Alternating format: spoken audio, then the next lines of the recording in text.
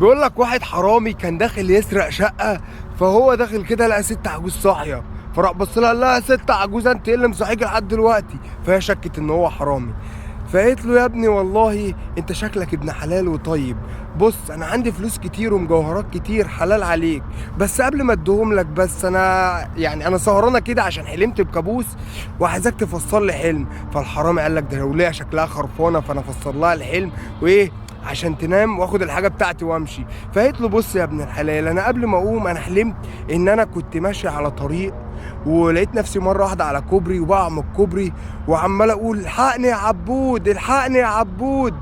فبيقول لها: مين عبود ده؟ فهو لسه بيقول الكلمه لا عبود نازل من الدور التاني جري وراح ماسك الحرام ومديله علقه بنت جنيه. فالست العجوزه بتقول له: خلاص يا عبود يا ابن الحرام هيموت في ايدك.